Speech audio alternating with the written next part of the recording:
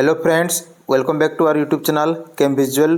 तो आमर जो गवर्नमेंट कॉलेज अच्छी कि आमर जो यूनिवर्सिटी अच्छी तो सी जगह आमर जो डेजिग्नेशन गुड़ा है आमर असिस्टेंट प्रोफेसर तापर है आमर एसोसिएट प्रोफेसर एवं आमर प्रोफेसर।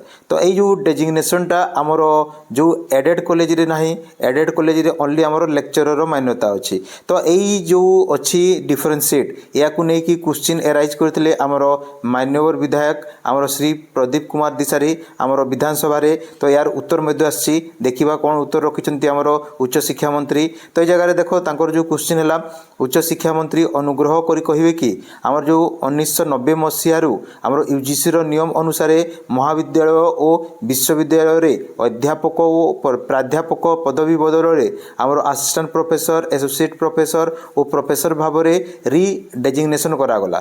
तापर ओडिशा रे अनुदान प्राप्त बेसरकारी महाविद्यालय गुड़िक आज पर्यंत कहीं कार्यकारी करा जाई पारि नाही। तो यहाँ सत कथा आज पर्यंत आमर एडेड कॉलेज रे से मान्यता दि जाए नहीं। तो तार उत्तर मध्य ये जगह रखिंट आमर उच्च शिक्षा मंत्री सूर्यवंशी सूरज।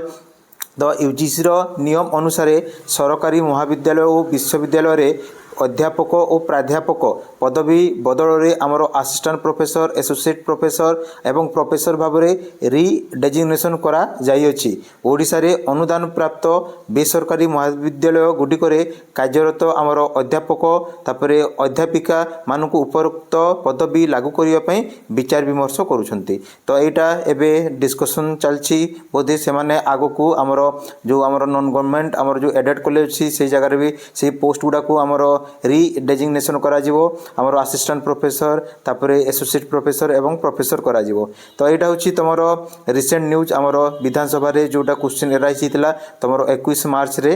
तो यही वीडियो रे धन्यवाद।